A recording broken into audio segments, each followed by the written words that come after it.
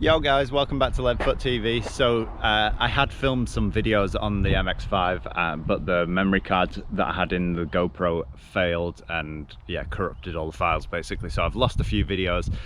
So today I thought I'd do a little update video on the MX5 and bring you up to date with it.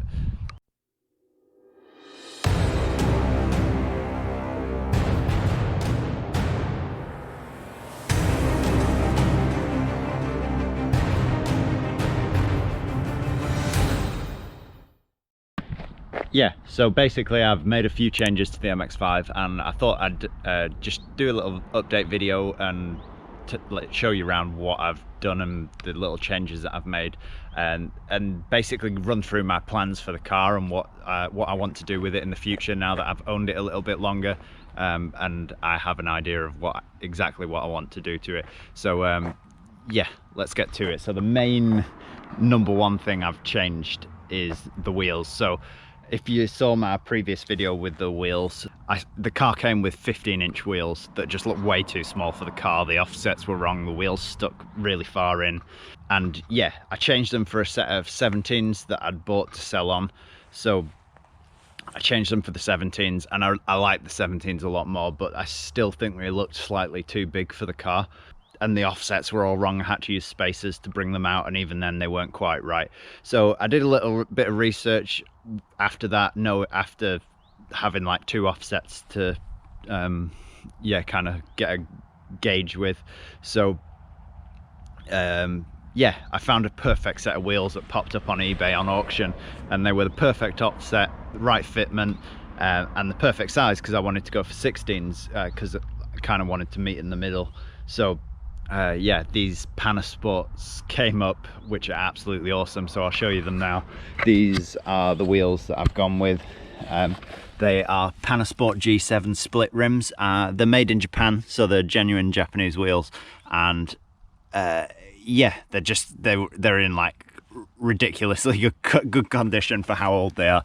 So yeah, they're 16s, which is really rare. Most of the Panasports and the Watanabes and stuff that you see are usually in 15-inch. So to get a set of 16 inches, pretty hard to get hold of. So yeah, that was pretty cool. And the offset is ET28, which is almost the perfect offset for an MX5.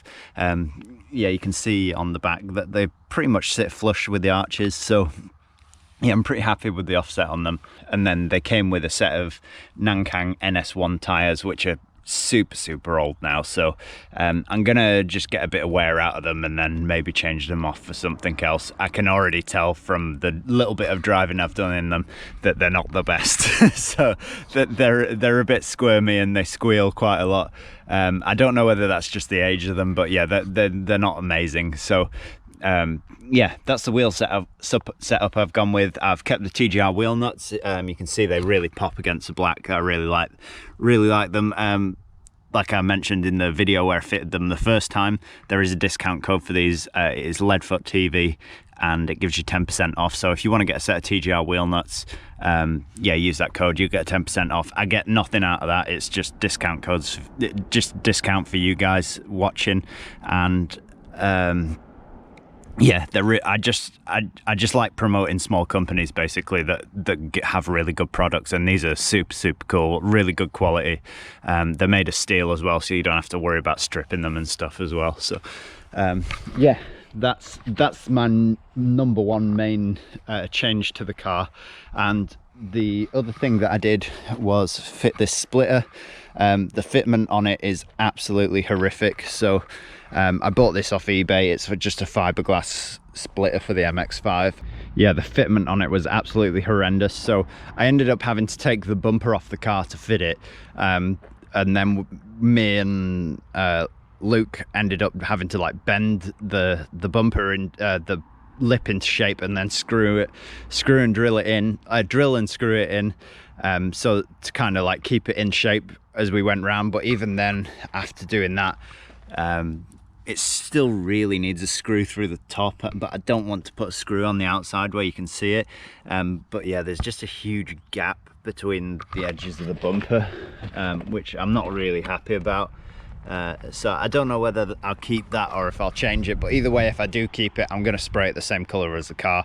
I just wanted to kind of get it on and get it fitted, and let it kind of take shape to the bumper before I sprayed it, so that the paint didn't crack or anything like that. But a couple of days ago I did actually hit a curb while I was parking up and fucking cracked the thing, so it'll need repairing if I do decide to keep it. But yeah, while I had the bumper off, I resprayed the tow hooks on both sides the same color as the car because they were super rusty. So yeah, I gave them a coat of paint, and because they were dripping rusty water onto the bumper. Still need to polish the bumper to get the rusty water marks off it, but yeah, it has made a big difference. And I had fixed the grille because the grille has fallen back, but yeah, I had fixed the grille as well, but it's fallen out the bracket again, so I need to have a better go at that. But it made the car look a lot better when the grille was actually in place, so I do need to fix that as well. The only other thing I've done, I think, is I've taken the style bars out, you know, like the loops. So yeah, taking them out. I just didn't really like the look of them. I think they make the car look a bit girly because of the chrome. So took those out. I've sold those now. But yeah, that's the plans. That's what I've done so far. As for plans for the car, so now that I've driven it a little bit and had a good look underneath it, I think realistically before its next MOT, so it had a year's MOT on it when I bought it, so it's still got loads of MOT left on it, but before its next MOT, I think realistically it's going to need both back arches replacing, and there's a patch on the driver's side front wheel arch that definitely needs doing. So I'd like to get that done over winter, I think, while I'm not using the car as much. And I'm going to pop this. I want to pop the skirts off and have a look behind there, but I've got a feeling it's probably going to need sills and arches. So I might just get it all done all in one go, and then it's done. Then I don't have to worry about it.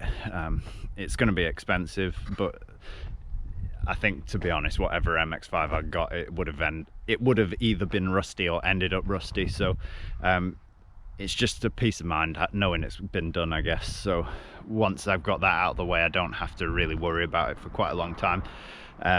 Yeah, and then I want to clear the garage out, get the car in the garage, get it up on some axle stands and give it a good underseal underneath, and give the inner arches a good going over. Also want to replace the front wings because the wings have started rusting here.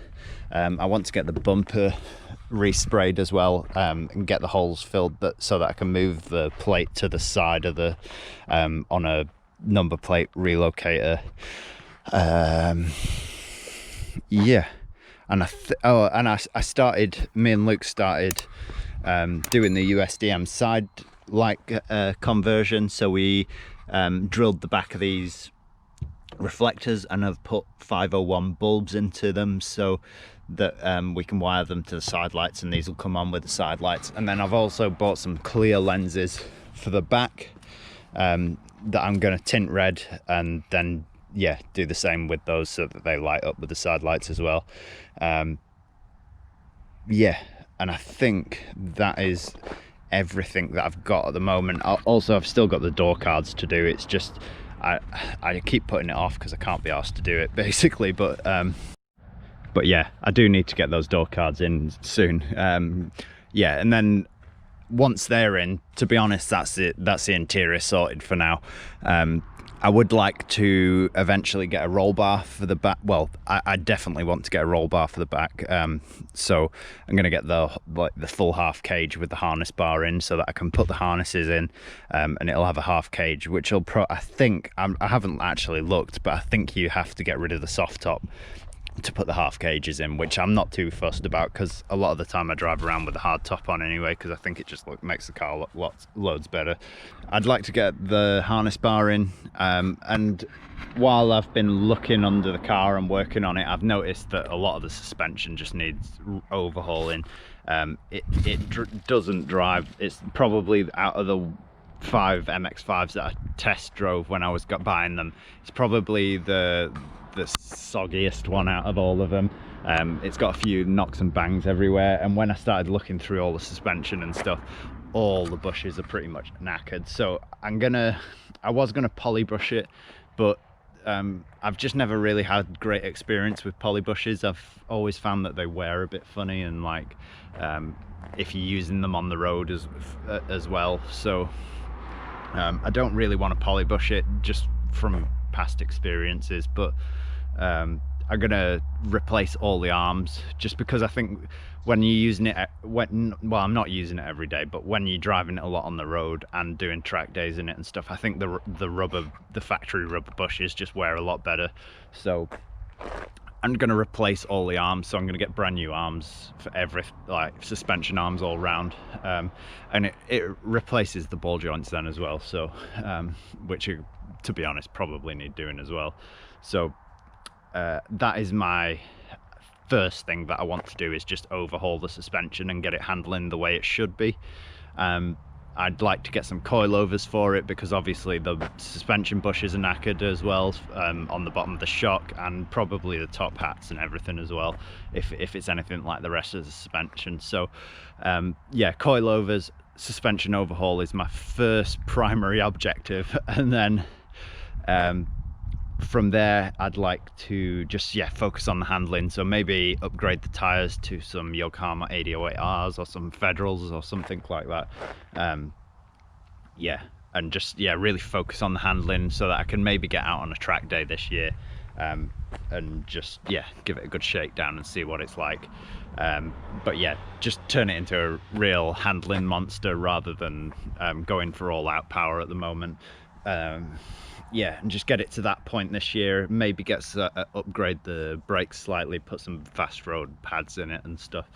And then once I've got to that stage, I think I'd like to do a few minor engine mods. So I would like to change the exhaust manifold to like a 4-to-1 manifold, just to give it a bit more raw, because it's very quiet at the moment. It does have a catback system on it, I think, but it's still got silencers in and things, so it is very quiet. I don't want it ridiculously loud, but it would be nice to take the cat out and have the 4-to-1 manifold on and see what it sounds like from there. And yeah, I'm gonna make my own intake. I've actually got all the pipe and stuff, because I bought loads of pipe to make the intake for the R33 and I never used it. So I'm going to try and make an intake, because at the moment it goes like down here, around here, and up to the exhaust, and sits above the exhaust manifold, which is just sucking loads of hot air in. So instead of that, I'm just going to go out here and right behind the headlight, a little bit like I did on my K11 Micro. So I'll have to extend all the wires and everything for the MAF, but it'll just be a much better over there rather than sat on top of the exhaust manifold. So I'd like to do that, and then I want to upgrade the radiator. The radiator is absolutely shagged. It's dropped like half of its fins out the bottom. So I'd like to get an aluminium uprated aluminium radiator, maybe like a Mishimoto one or something like that, and then kind of leave it at that state for maybe the rest of it, like this year and early next year, and do a few little styling mods. I'd like to kind of focus on some of the aero to make it handle as really, really well. So I'd like to build my own front diffuser, and I want to get a bigger wing for the back. I know a lot of people really, really, really like the wing on the back, but I want to get a more functional wing that actually works, and I want to build a diffuser for the back, and possibly change the exhausts on the back so that it comes out on both sides of the diffuser. Yeah, and actually take the diffuser right under the car to try and give the car a little bit of a flat floor, and then I'd also like to do the same with the front diffuser, so the front diffuser will actually come right under the car to the back of the engine, to just give me a little bit of flat floor, just to stop lift, if anything. So yeah, I'd like to do a lot of functional aero mods on it, to actually make it handle and stick to the ground a bit better. I think that's probably it for this year and next year. But I have been toying with the idea of supercharging it, but I think if I do that, it's probably going to be next year before I even start thinking about that kind of stuff, because I just really want to get the maintenance stuff sorted on it first, and get all the suspension back up to scratch and things like that. But I have looked into supercharging it, because I've never had a supercharged car, and it looks like it's not that difficult to do, and it seems pretty cheap considering. So I'd like to supercharge it. If not, I might just turbo it, but we'll see what happens either way. I definitely will boost it in the end either way, but yeah, it's going to be next. I think probably I'm going to build it to just be like a handling monster, so that I can use it maybe towards the end of this year, then get next year and the summer out of it, so that I can do some track days with it in that state, and then maybe at the end of next year I'll look at supercharging or turbo in it. But at the moment I just want to get it handling proper, so that I can just give it an absolute good caning on a track day and enjoy it for a bit. So yeah, let me know what you think about the plans for the MX5, and I will catch you in the next video. Thanks for watching.